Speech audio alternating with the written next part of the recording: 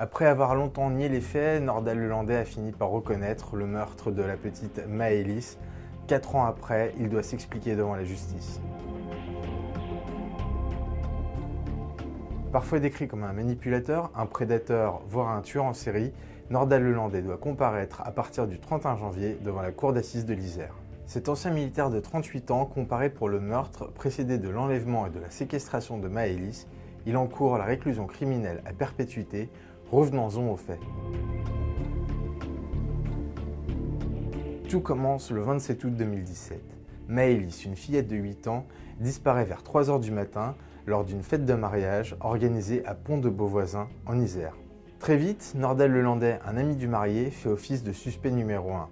Il a reconnu avoir eu des contacts au cours de la soirée avec la fillette, il s'est absenté au moment de sa disparition et le lendemain du mariage, il a nettoyé sa voiture en profondeur. Nordal Lelandais a longtemps réfuté ses soupçons, jusqu'à la découverte d'une trace d'ADN. Du sang de Maëlys a été retrouvé dans le coffre de sa voiture par les gendarmes. En février 2018, l'ancien militaire reconnaît enfin avoir tué Maëlys. Il conduit les enquêteurs dans le massif de la Chartreuse, là où il a abandonné le corps. Encore aujourd'hui, les circonstances de la mort de la fillette restent floues. Nordal Lelandais dit avoir frappé la fillette et l'avoir tuée involontairement en lui portant des coups très violents au visage. Mais ni cet aveu, ni l'autopsie n'ont permis de déterminer précisément les circonstances de son décès. Autre zone d'ombre, l'enlèvement. L'ancien militaire a bien admis que la petite Maëlys était montée dans sa voiture, mais on ignore encore dans quelles conditions. L'enquête a également révélé de possibles penchants pédophiles de Nordal Lelandais. Des vidéos pédopornographiques ont été retrouvées dans son téléphone et sur son ordinateur, notamment celle de l'agression de 2 petites cousines de 5 et 6 ans au moment des faits.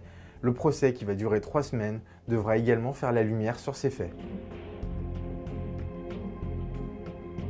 Ce n'est pas la première fois que Nordal Lelandais se retrouve face à la justice. En mai 2021, il a été condamné à 20 ans de réclusion criminelle pour le meurtre d'Arthur Noyer, un jeune chasseur alpin de 23 ans qu'il a reconnu avoir tué. Nordal Lelandais n'a pas fait appel. Le procès n'avait pas vraiment permis de cerner sa personnalité jugée énigmatique. À ce jour, aucun élément n'a permis d'étayer les multiples spéculations sur son possible parcours de tueur en série. Une cellule spéciale de la gendarmerie a épluché pendant 3 ans plus de 900 dossiers d'affaires non élucidés pour tenter de trouver un lien avec Nordal Lelandais, sans résultat.